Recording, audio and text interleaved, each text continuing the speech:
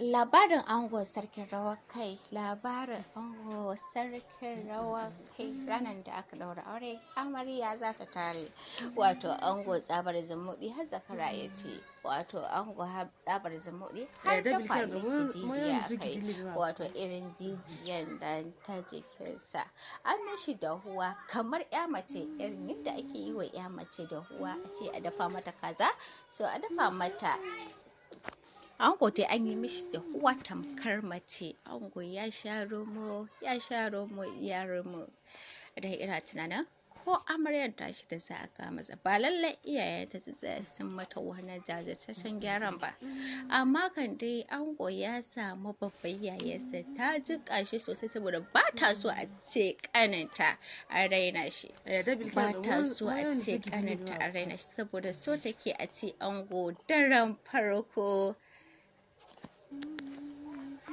ya shiga duro yadda ya kamata, ya ci mutuncin duro saboda wai ita a tunaninta idan har namiji bai san ya mace da ran farko ba, ko kuma kasalan biki da dai sauransu, kasalan biki da gajiyan biki ya hana shi ya shiga duro ya ji daɗin duro a ranar. Ta ce to bari zan yi maganin gayan nan, haɗi zan mishi na musamman. Sai kuma ga ruwa ya kece a lokacin da za a kawo amarya.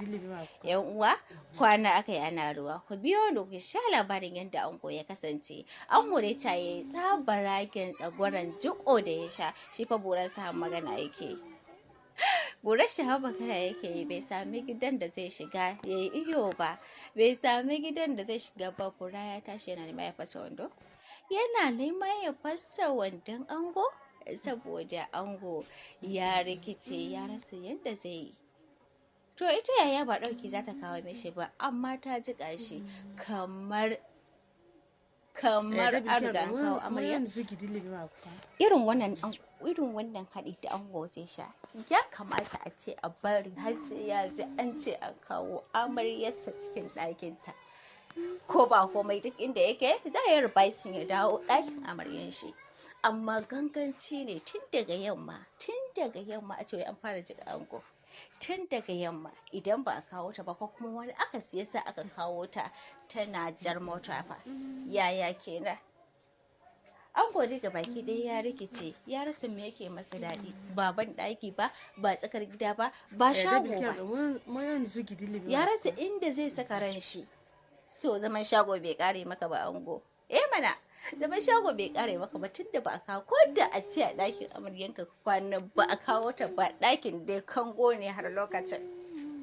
Irin wannan yana da kyau ka jira kafin ka sha duk wani abin da za ka sha, saboda kada ka bari 'yan biki su gane ka, kai ta zariya kana su kana marwa. Bura ta hana ka sakat, babu inda za ka saka ta ka saka ya ta ka lullube ta ka ji daɗi, babu. Karga ka je ka sha ka yi mankas, a jira yauwa a dinga jira tukunna a tabbatar da cewa amaryar ta shigo. Yawwa ta zo kai take jira. Din ruwa 'yan maro yana dukan ka ne, za ka iya zuwa ruwa na dukan ka shigo ba tare da wani maka shamaki ba. Amma tana gidansu ruwa kamar da bakin ƙwarya hada kankara, kawo amarya ba zai yiwu ba. Motocin kawo ɗaukan amarya ma kankara za ta iya fasa musu gilas. To ka gani wakar yawaya ango bai sha daɗi ba, amma ango ya sha wuya. Ango ya sha wuya tana haƙura ya kai yana yin magana, tsabar riƙa da riƙewarsa.